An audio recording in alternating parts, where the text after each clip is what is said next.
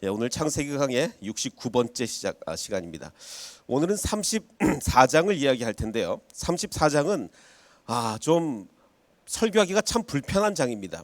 성경의 여러 가지 이야기 중에서도 가장 가슴 아프고 범죄들로 가득한 장이에요. 그래서 참 설교하기가 부담스러운 장인데 그래서 제가 이렇게 별명을 붙여봤습니다. 범죄의 백화점이다. 우리가 생각할 수 있는 거의 모든 악한 범죄들이 34장에 다 나옵니다. 정말 흉악한 범죄들이 또 골라서 다 나와요. 어떤 범죄냐면 성폭력, 사기, 살인, 강도, 인신매매, 이게 이 34장 한 장 안에 다 나옵니다. 정말 그야말로 끔찍한 장일 수밖에 없는데, 더구나 여기서 더하는 일반적인 범죄에 더해서 어떤 범죄까지 나오냐면 하나님의 이름을 망령되이 일컫는 범죄까지도 나옵니다. 정말 끔찍한 장이죠. 자, 그럼 이걸 참 어떻게 설교를 해야 될까 참 고민이 많은 장이기도 한데, 자, 먼저 이제 물론 잘 아는 얘기입니다. 우리가 잘 아는 얘기예요. 먼저 등장인물을 소개하겠습니다. 첫 번째 등장인물은 디나가 누굽니까?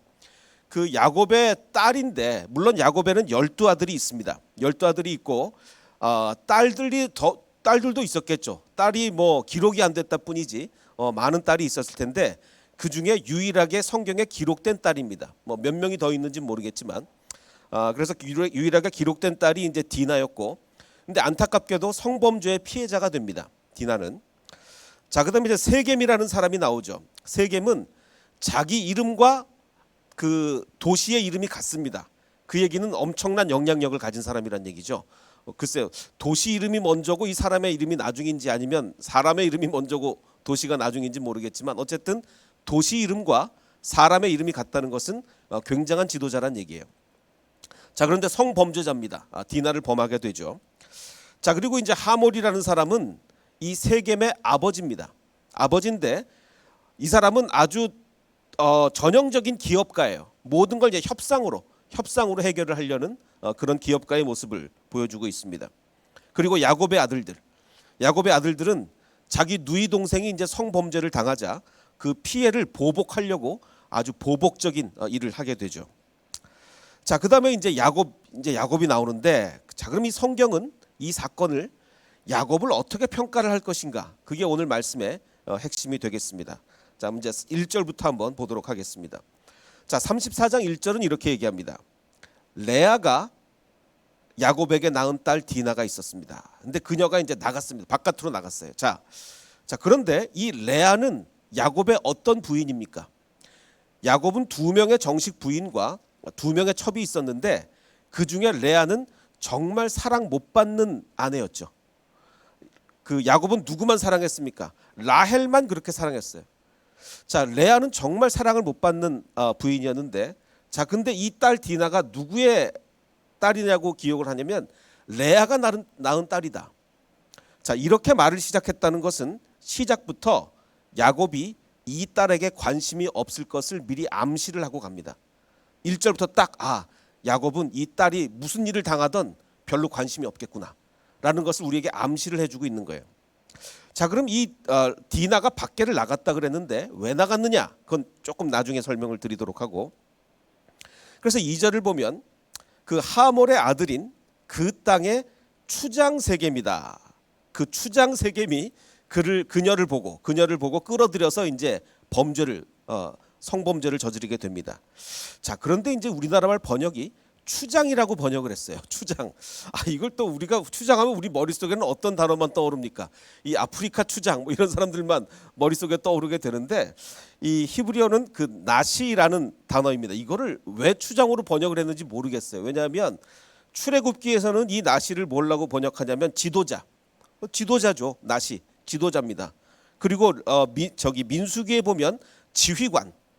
자, 그래서 이 나시라는 단어는 지도자, 지휘관 이렇게 번역할 수 있는데, 굳이 이곳에서는 추장이라고 번역한, 글쎄 창세기라서 아주 이른 시기라서 추장이라고 했는지는 잘 모르겠습니다만 좀 아쉬운 번역인 것 같아요. 왜냐하면 추장 그럼 머릿속에 떠오르는 이미지가 아프리카밖에 우리는 그렇게 생각이 안 되기 때문에 조금 번역상의 문제는 있는 것 같습니다. 자, 어쨌든 그 땅의 추장, 지도자인 세겜이 그녀를 한국말은 자꾸 그라고 그러는데 그 그녀를 보고 끌어들여서 이제 범죄를 저지르게 됩니다. 자, 그런데 지금 이 세겜과 디나는 구면이었을까요? 모르는 사이였을까요? 그냥 이 세겜이 지나가다가 오, 저 여자 이쁘다 그래가지고 그냥 범죄를 한 것일까? 아니면 서로 아는 사이였을까? 어떻게 생각하십니까? 아는 사이였습니다. 어떻게 아는 사이였냐면 그 앞에 장 33장에 보면 이런 얘기가 나와요.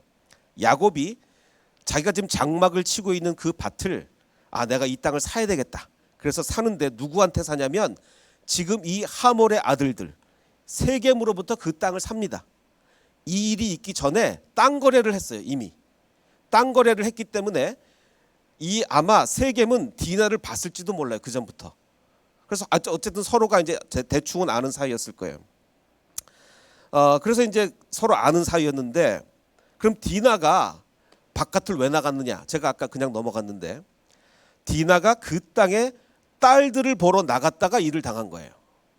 자, 그럼 여기서 그러면 딸들을 왜 보러 나갔을까? 우리는 이런 생각, 디나가 그 땅에 남자들한테 관심이 많아서 남자들을 보러 나갔다. 그러면 이해가 될 수도 있는데 왜 딸들을 보러 나갔을까요? 여긴 이유가 있습니다. 남자들은요, 다른 남자들이 얼마나 잘생겼는지에 전혀 관심이 없습니다. 예를 들어서 우리 저 백암관 밖으로 장동건이 지나간다. 그러면은 남자들이 나가서 구경할 것 같습니까? 아니요, 구경 안 합니다. 관심이 없어요. 그런데 만약에 우리 백암관 앞으로 누가 이쁜 여자가 누가 있죠? 김태희가 지나간다. 그러면은 우리 여자 성도님들이 어떻게 하겠습니까? 다 나가서 봐요. 왜냐하면 여자들은 예쁜 여자들의 관심이 많거든요. 아마 그래서 디나도 그랬던 것 같아요. 디나도 그 땅의 딸들을 얼마나 이 예쁜지를 보러 나갔던 것 같습니다. 자, 그런데 이제 이 34장을 해석할 때 굉장히 중요한 요소가 있습니다. 그 굉장히 중요한 요소가 뭐냐면 4,000년 전의 시각으로 바라봐야 돼요. 이 34장을 21세기 시각으로 바라보면 절대로 해석이 안 됩니다. 절대로 해석이 안 되는데 반드시 4,000년 전 시각으로 바라봐야 돼요. 그럼 4,000년 전의 시각이 뭐냐? 첫 번째, 여자 혼자 돌아다니는 것이 금지되었던 사회입니다. 더군다나 이방 땅에 지금 이 정착민이 아니잖아요. 야곱은 정착민이 아닌데 더군다나 이방 땅에 여자 혼자 돌아다니는 것이 금지되었던 사회인데 딸들을 보러 나갔다는 것은 자기 스스로 어떻게 위험을 좀 감수하고 나간 거예요. 이게 왜 중요하냐면 성경은 지금 야곱 가족의 잘못을 좀 부각시키려는 의도가 있어요. 야곱 가족이 이래저래 잘못했다. 물론 이렇습니다. 성폭력이 일어났어요. 그럼 100% 남자 잘못. 이거 뭐 여자 잘못, 뭐 여자가 뭐 옷을 어떻게 입었냐는 등 뭐 왜 밤에 돌아다니는다는 등 21세기에서는 절대 그런 얘기하면 안 됩니다. 절대로 21세기에서는. 자, 그런데 4,000년 전에 그랬을까요? 아니죠. 4,000년 전은 아니에요.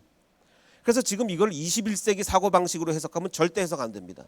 4,000년 전으로 돌아가서 나가면 안 되는데 혼자 나갔구나 라고 지금 그때 사고방식으로 해석을 해야 됩니다.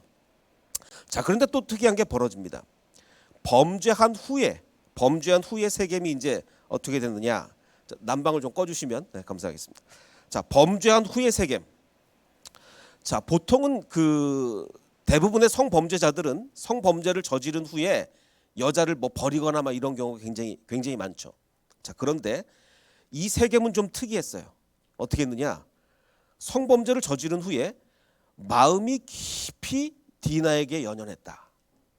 마음이 디나에게 달라붙었다. 이런 뜻이에요. 그리고 그 소녀를 사랑하여 그의 마음을, 자, 이게 한국말 번역이 좀 그런데 말로 위로했다 그러면 우리 생각은 어떤 느낌이 듭니까? 선물은 안 주고 말로만 했구나. 뭐 그게 아니고 이 원문에는 이렇게 돼 있어요. 마음에 말했다. 얼마나 정말 진심을 가지고 말했는지 그 디나의 마음에 말했다라고 얘기할 정도로 지금 이 세겜은 물론 지금 다시 말씀드리지만 21세기 사고 방식으로는 아무리 그 범죄한 후에 이렇게 따뜻하게 얘기했다고 해도 무조건 이건 뭐 세겜이 100번 잘못하고 이 사람은 뭐 감옥에 가서 벌을 받아도 한참 받아야 되는데 이게 지금 4,000년 전이란 말이에요. 그러니까 그때 사람들 사고 방식에 이게 세겜이 이게 그냥 나쁜 사람은 아니구나라고 4,000년 전이라면 누구든지 그렇게 생각을 할 거예요. 그래서 그의 아버지 하몰에게 이렇게 얘기합니다. 이 소녀를 내 아내로 주십시오. 아내로 주십시오. 자, 그래서 거듭 강조하지만 4,000년 전의 상황으로는 매우 특이한 가해자예요. 그것을 지금 성경이 부각하고 있습니다. 오죽하면 얼마나 강조하냐면 그 여자의 마음에 말했다 이렇게 얘기할 정도로. 왜냐? 그 이유가 있어요. 이 세겜이 정말 나쁜 사람은 아니라는 걸 강조를 함으로써 오히려 잘못한 것은 야곱 가족이라는 것을 부각시키려는 그런 성경의 의도가 있는 겁니다. 자, 그럼 야곱의 반응은 어땠느냐? 야곱이 이제 그 소식을 들었습니다. 아, 내 딸 디나가 몹쓸 일을 당했다. 소식을 들었어요. 자, 근데 그때가 어느 때였냐면 현재 아들들이 들에서 양을 치고 있던 때예요. 그래서 그러면 여러분이 야곱이라면 어떻게 하시겠습니까? 내 딸 디나가 그 몹쓸 일을 당했다. 근데 지금 내 아들들이 다 지금 나가서 양 치고 있다. 어떻게 하겠어요? 지금 부자잖아요. 종들도 많잖아요. 얼른, 요즘에 핸드폰으로 하면 되겠지만 얼른 종 한 명을 가서 보내서 지금 아들들 다 지금 당장 일로 오라라 그래라. 이래야 될 것 같은데 당연히 그래야죠. 그런데 그들이 돌아오기까지 잠잠히 있습니다. 야곱은 아무 반응이 없어요. 제가 1절에서 뭐라고 말씀드렸죠? 레아가 낳은 딸이에요. 처음부터 얘가 무슨 일을 당하든지 나는 별로 관심 없다를 얘기하고 싶은 거예요. 자, 그래서 소식을 전화로 보내지도 않았고 심지어는요, 나중에 이 아들들이 돌아온 후에도 야곱은 아무 말도 안 해요. 이 사건에 대해서. 뭐 아들들 니들이 알아서 처리해라. 아무 관심이 없습니다. 이 정도예요. 오히려 지금 말하러 온 사람은 누구냐? 그 사고 친 세겜의 아버지. 세겜의 아버지가 자기 아들 데리고 이거 이제 이 사건 해결해야 되니까 야곱에게 말을 하러 왔습니다. 야곱에게. 당연히 이제 야곱에게 얘기할 될 것 같아서 야곱에게 말하러 왔는데, 자, 근데 그때 들에 나가 있던 그 야곱의 아들들은 들에서 이 사건을 듣고 돌아옵니다. 자, 듣고 돌아왔다는 얘기는 퇴근 시간 돼서 왔다는 얘기가 아니라 누군가 와서 얘기를 전한 거예요. 야곱은 사람을 안 보냈는데 하여간 누군가 와서 큰일 났습니다. 동생이 몹쓸 일을 당했습니다. 그 얘기를 듣고 이제 우르르 퇴근을 빨리 한 거죠. 자, 그래서 이제 그들 모두가 근심하고 당연하죠. 심히 노했습니다. 분노가 끌어올랐어요. 누구랑 대조합니까? 야곱은 그냥 가만히 있는데 오빠들이 지금 난리가 난 거예요. 오빠들이. 야곱은 지금 레아가 낳은 딸이기 때문에 관심이 없어요. 자, 그래서 이제 그 사고를 쳤던 그 세겜과 그의 아버지 하몰이 와서 이런 제안을 합니다. 어떤 제안을 하느냐? 자, 하몰은 어떤 사람이라고 그랬죠? 기업가예요. 기업. 협상가입니다. 협상으로 해결하려고 그래요. 협상으로. 어떻게 협상을 하느냐? 이렇게 협상을 합니다. 당신의 딸을 내 아들 세겜에게 주어서 아내로 삼자. 왜냐하면 그렇게 해서 우리가 서로 통혼을 하자. 우리가 이제 그 혼인 관계를 좀 트자. 그래서 당신들 딸을 우리에게 시집 보내고 우리 딸도 당신한테 시집 보낼 테니까 우리 좀 그렇게 이렇게 한민족이 돼서 살자. 그래서 함께 거주하고 자, 땅이 너희 앞에 있으니까 여기서 뭐 우리가 매매도 하고 거래도 하고 그러면 이 경제가 얼마나 발전하겠냐. 경제가 안 그래도 요즘 불경기인데 뭐 이러면서 이제 모르겠습니다. 그러니까 뭐 그런 얘기를 여기서 기업을 얻으라 뭐 이런 얘기를 했겠죠. 자, 근데 이제 지금 현재 상태가 어떤 상태냐면 그 범죄를 당한 디나가 현재 어디 있겠습니까? 디나가 아직 그 집에 있어요. 아직 집으로 못 왔습니다. 그래서 디나는 현재 세겜에 있는 집에 볼모인지 뭔지 하여간 잡혀 있는 상태이기 때문에 현재 협상으로 볼 때는 굉장히 불리한 협상이죠. 디나가 그 집에 있는데 지금 이렇게 유리한 협상이 될 수는 없을 겁니다. 자, 그래서 이제 11절에는 이제 그 범죄의 당사자인 세겜도 직접 얘기합니다. 세겜도. 자, 근데 여기서 중요한 것은 세겜이 누구한테 얘기했다고요? 디나의 아버지가 누굽니까? 야곱. 야곱에게도 얘기했고 그 형제들에게도 얘기합니다. 이게 중요합니다. 뭐라고 얘기하냐면 지금 세겜은 애가 탔어요. 너무 이제 지금 디나가 너무 좋아가지고 애가 타서 이렇게 얘기합니다. 나로 당신들에게 은혜를 좀 입게 해달라. 지금 완전히 뭐 떵떵거리는 게 아니에요. 지금 성경은 세겜을 그렇게 나쁜 사람으로 몰아가려는 의도가 없어요. 너희에게 은혜를 입게 하라. 너희가 내게 말하는 것은 내가 다 주겠다. 뭘 요구하든지 내가 다 주겠다. 아무리 큰 혼수와 예물을 청할지라도 너희가 내게 말한 대로 내가 다 주겠다. 4,000년 전에 이런 일이 없습니다. 4,000년 전에.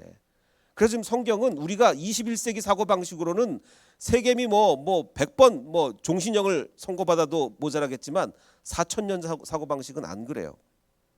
한번 비교를 해보겠습니다. 당시 그 당시의 사고 방식이 어땠는지를 한번 알아보기 위해서 성경에 이런 경우는 어떤 처벌을 받게 돼 있는가?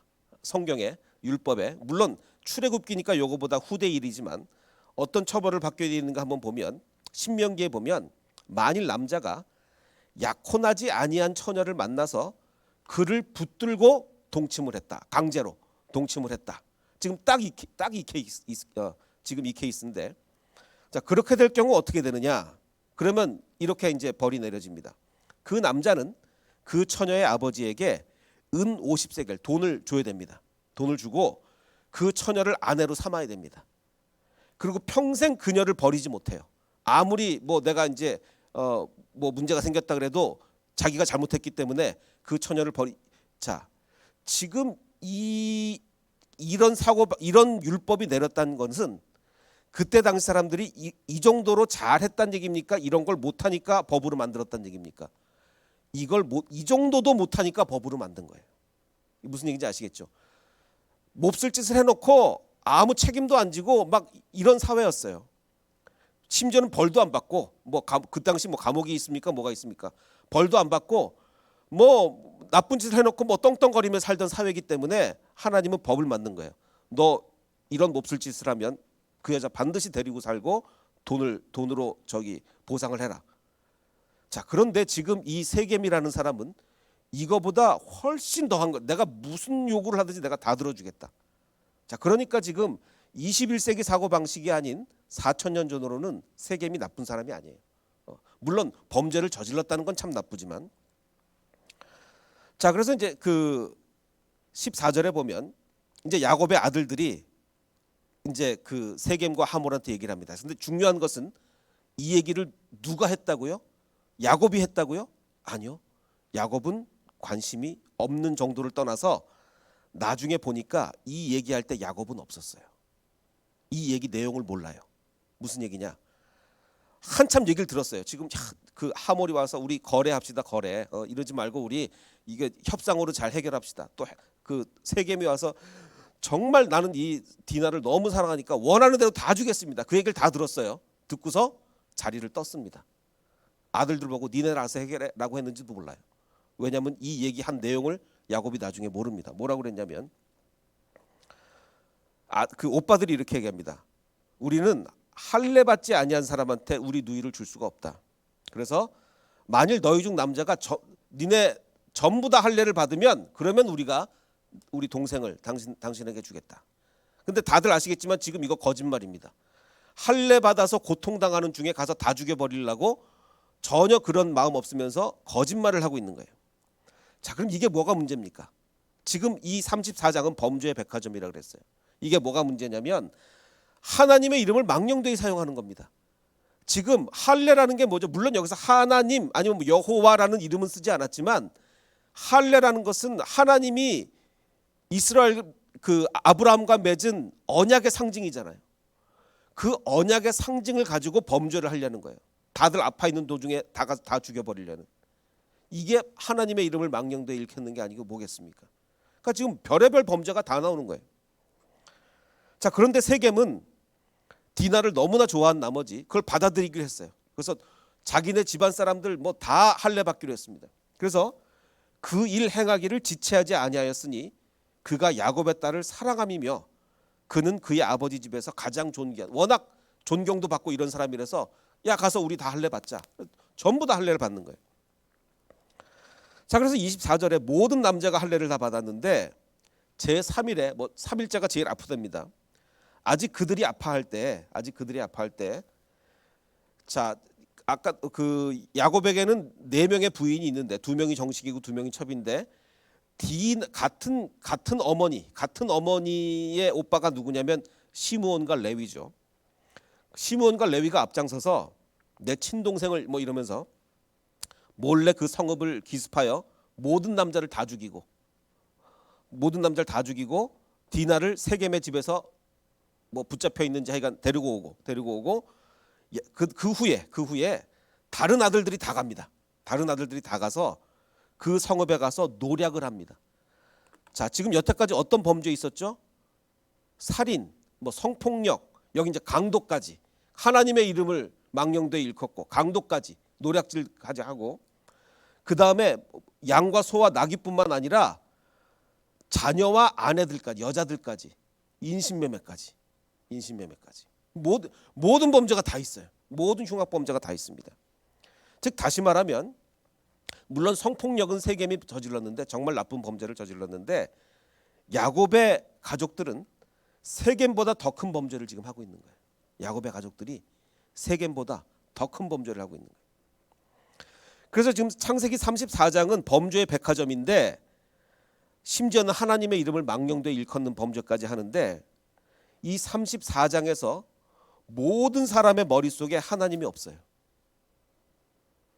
지금 이 큰 일을 당했을 때 주여 이거를 어떻게 해결해야 됩니까? 라 묻는 사람도 없고, 야곱은 관심도 없고 어떻게 하는 것이 이 일을 처리하는 것이 하나님의 뜻일까 묻는 사람도 없고, 오히려 언약의 상징인 할례를 이용해서 범죄나 하고, 모든 사람의 머릿속에 하나님이 없습니다. 심지어는 하나님도 침묵하세요. 34장 전체를 거쳐서 하나님이 아예 없습니다. 아예 없어요. 그래서 어느 정도냐, 제가 오늘 창세기 강의 69번째 창세기 34장 오늘 지금 설교하고 있는데, 제가 오늘 설교할 때 앞에 읽은 본문이 몇 장 본문 읽으신 줄 아십니까? 35장 읽었거든요. 왜 34장 설교에 35장을 읽었을까요? 34장에 읽을 본문이 없어요. 그 정도로 34장에는 하나님이 없어요. 지금 사람들의 머릿속에도 하나님이 나타나, 심지어는 하나님조차도 침묵하는 장이 34장입니다. 자, 그래서 일이 다 터졌어요. 정말 뭐 이제 뭐 다 살육하고 다 뺏고 인신매매, 여자들 다 납치해 오고, 뭐 정말 흉악한 일이 벌어졌습니다. 자, 그러자 아들들의 계획을 몰랐던 것 같은, 그 자리에 없어서 자리를 떴기 때문에 야곱이 뭐라고 반응하냐면, 야곱이 그 일을 주도했던 시므온과 레위를 향하여 이렇게 얘기합니다. 야, 큰일 났다. 너희가 오히려 지금 화를 끼쳐가지고 이 땅의 주민에게 악취를 내게 했다. 야, 저 이스라엘 사람들, 이스라엘 저놈들은 말이야, 그 할례 받으면 결혼한다고 해놓고 그래놓고 다 죽이는 나쁜 놈들이라고. 악취를 내게 하였도다. 우리 수가 적은즉 그들이 모여 우리를 치고 죽이리니 그러면 우리가 멸망할 것 같다. 자, 뭐 당연한 반응인 것 같은데, 밑줄 친 부분에 뭐가 들어가는지 알면 굉장히 얘기가 달라집니다. 어떻게 달라지냐면 이런 얘기가 들어가요. 너희가 내게 화를 끼쳐 나로 하여금 이 땅의 주민에게 악취를 내게 했고, 내 얼굴에 먹칠했다는 얘기예요. 내 얼굴. 나는 수가 적은데 그들이 모여서 나를 치고 나를 죽이리니 그러면 나와 내 집이 이거 내 재산 이거 다 어떡할 거냐. 지금 야곱의 머릿속에는 누구만 있죠? 자기만 있어요. 지금 자기 딸이 그 몹쓸 일을 당하고, 지금 하나님의 이름이 땅에 떨어지게 생겼는데, 지금 사람들이 뭐 어떻게 생각할까요? 야, 할례가 말이야, 분명히 그들이 섬기는 여호와라는 신이 자기들하고 언약 맺은 게 그 할례라는데, 그거 하면 결혼시킨다고 해놓고 그걸로 다 죽였다. 저 나쁜 놈들, 저 여호와라는 신 저거 안 되겠구만. 지금 하나님의 이름이 땅에 떨어지게 생겼는데 야곱은 아무 관심 없어요. 거기에. 야, 큰일 났다. 지금 니네 하나님 이름도 어떡할 거야, 먹치라고. 이게 아니라 큰일 났다. 너희가 지금 나한테 화를 끼쳤다. 내 얼굴에 먹칠해서 지금 내가 이 땅의 주민에게 악취를 내게 했고, 야곱 못 쓰겠다. 나는 수가 적은데 그들이 모여서 나를 치고 나를 죽일 텐데 그럼 나랑 내 재산 다 어떡할 거냐. 이 얘기하고 있는 거예요. 야곱의 머릿속은 자기밖에 없어요. 자, 원래 정상적인 반응은 어떤 반응을 해야 정상이겠습니까? 만약에 야곱이 하나님의 사람이 아니고 그냥 평범한 세상 사람이어도 이렇게 반응 못합니다. 평범한 세상 사람이어도 뭐라고 반응해야 되냐면, 그래, 복수는 잘했는데 너무 심하게 한 것 같다. 어떻게 그렇다고 그 사람들 다 죽이냐. 복수는 하긴 잘했지만 좀 심하다. 정상적인 세상 사람이라도 이렇게 얘기할 거예요. 또 정말 성숙한 하나님의 자녀, 올바른 하나님의 자녀라면 이렇게 얘기하겠죠. 어떻게 하나님의 언약의 상징인 할례를 가지고 속일 수가 있겠느냐? 이건 하나님의 이름에 먹칠을 한 거다. 라고 했겠는데 야곱의 반응은 성숙한 하나님의 자녀는커녕 정상적인 세상 사람도 안 되는 거예요. 지금 야곱은 뭐라고 어떻게 반응하고 있어요? 너희 때문에 내가 큰일 났다. 내가 이러고 있는 거예요. 자, 근데 이거는요. 지금 우리가 34장을 지금 하고 있는데 32장과 33장에서 나온 그 야곱의 모습과는 지금 그걸 생각하면 우리가 너무 이해가 안 되는 거예요. 왜 이해가 안 되냐면 바로 그 전에 하나님을 만났잖아요, 지금. 그래서 하나님의 얼굴을 봤잖아요. 그래서 달라졌잖아요, 야곱이. 달라졌어요. 근데 34장에 왜 또 이렇게 되냐 이거죠. 자, 야곱이 하나님을 만났을 때 다시 한번 정리해 보겠습니다. 하나님을 만나기 before and after. 하나님을 만나기 전에는 어땠죠? 지금 에서를 만나러 가는데 너무 불안하니까 그 예물은 자기 다 뭐 그 종이랑 가축이랑 다 먼저 보내고, 그래서 에서가 내 종들과 내 가축을 죽이더라도 나는 살아남아야지 라는 생각으로 자기는 맨 뒤에 가고 다 앞에 보내고 심지어는 뭐 아내와 11아들까지 다 뭐 앞으로 보내고 자기 혼자 뒤에 남았어요. 그랬는데 하나님이 강권적으로 만나 주셨죠. 하나님이 나타나셔서 야곱아 너 진짜 이렇게 살 거야? 계속 뭐 씨름을 하는 겁니다. 씨름하는 거예요. 그래서 하나님의 얼굴을 봤어요. 하나님의 얼굴을 본 사람이 어떻게 달라지지 않을 수가 있겠습니까? 어느 누가 안 달라질 수가 있겠어요. 그래서 하나님의 얼굴을 보고 야곱은 달라졌어요. 그래서 어떻게 달라졌죠? 자기가 이제 맨 앞에 가죠. 맨 뒤에 있던 야곱이 자기만 살아남으려고, 정말 이기적으로 자기만 살아남으려고 맨 뒤에 있던 야곱이 맨 앞으로 가잖아요.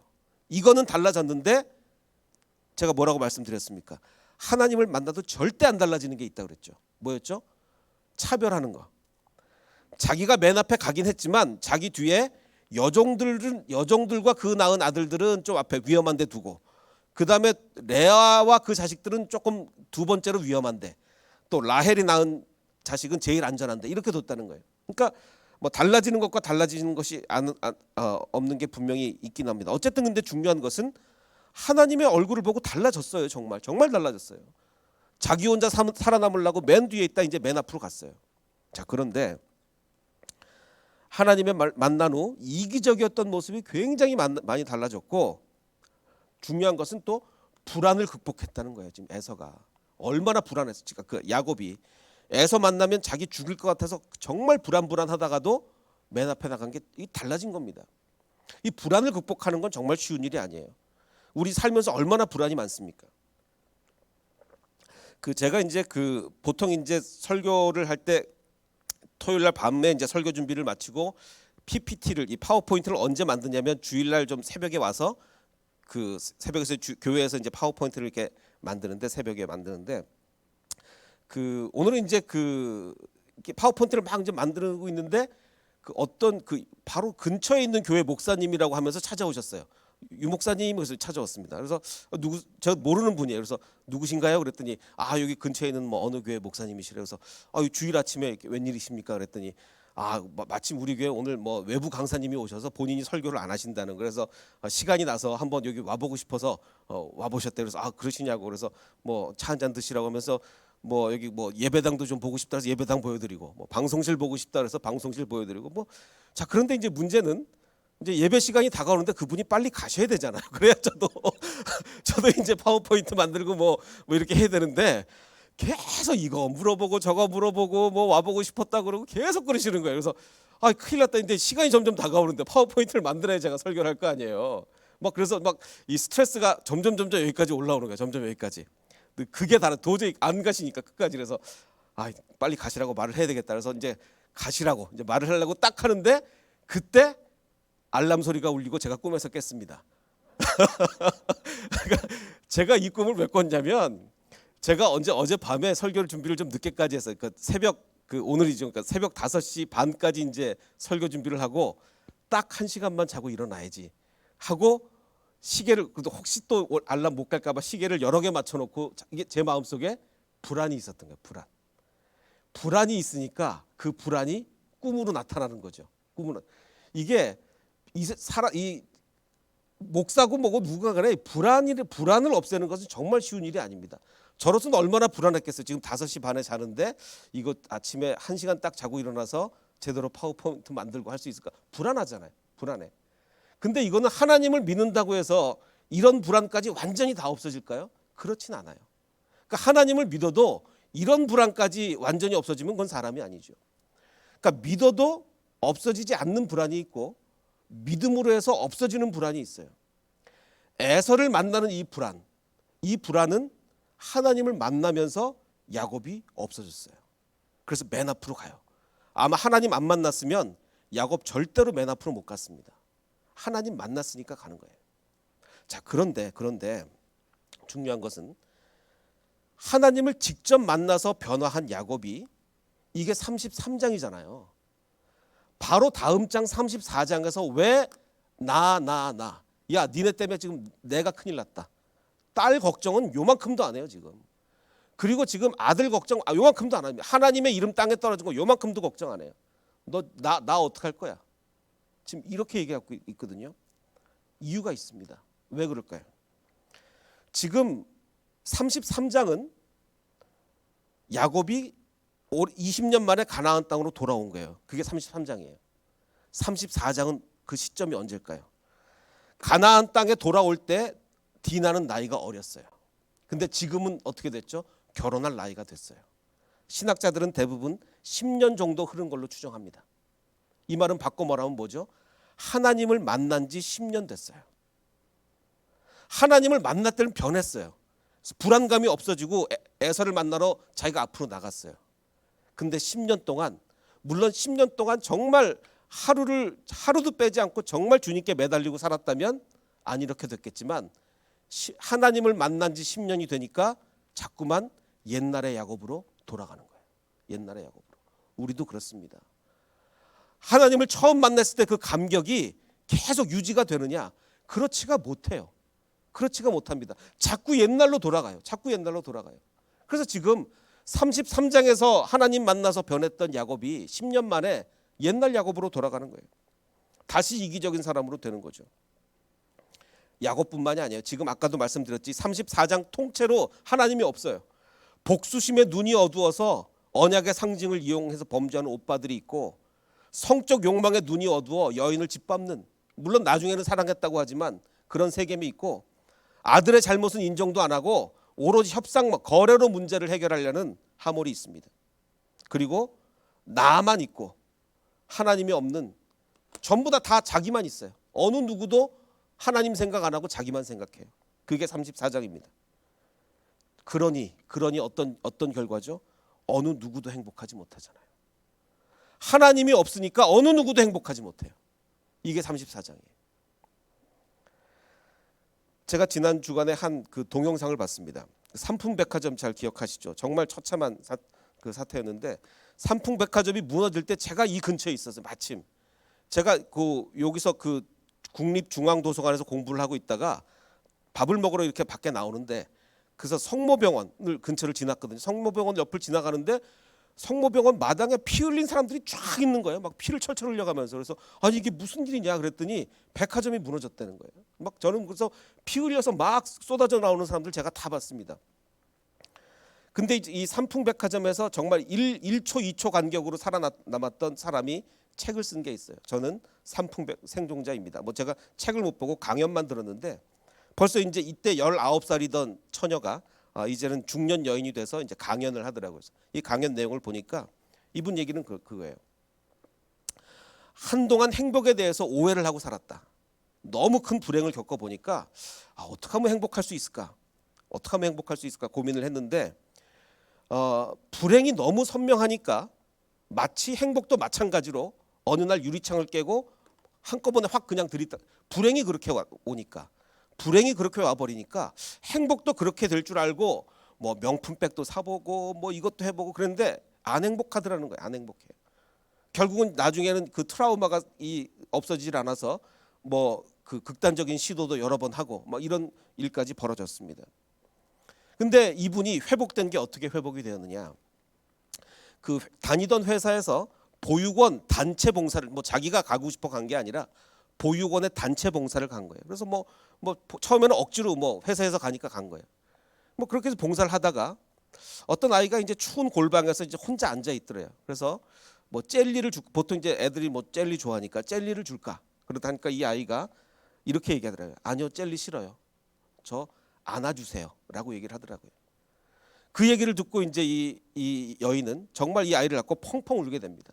그리고서 이제 조금씩 깨달아가는 게 행복은 사랑이구나.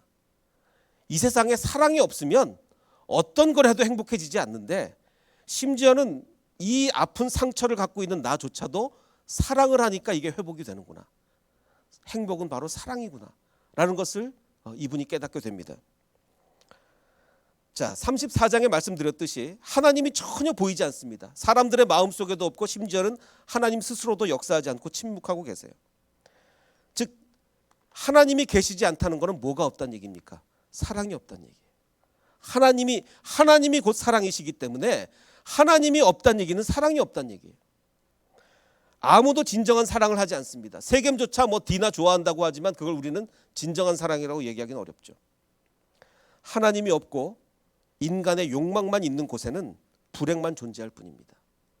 우리가 행복해지려면 우리 다 행복해지기를 원하지 행복을 싫어하는 분이 어디 있겠습니까? 행복의 방법은 사실은 딱 한 가지입니다. 사랑이에요. 사랑 없이 무슨 행복이 존재할 수 있겠습니까? 그런데 사랑은 언제 가능하죠? 하나님이 계실 때 가능합니다. 하나님이 계실 때. 그래서 우리 아까 불렀던 찬양의 내용은 그거죠. 이제는 내가 없고 오직 예수님만. 34장은 반대였어요. 예수님은 없고 자기만 있는 게 34장이에요. 하나님은 없고 자기 욕망만 있는 게 34장이에요. 그런데 이제 반대로 해야 됩니다. 자신을 비워야, 내 욕망을 비워야 하나님이 들어오실 수가 있고 그래야 사랑할 수 있습니다. 사랑이 있으면 행복할 수가 있습니다. 그래서 우리 아까 불렀던 이 찬양의 내용처럼 이제는 내가 없고 오직 예수님만 내 마음속에 가득해질 수 있기를 주님의 이름으로 축원합니다.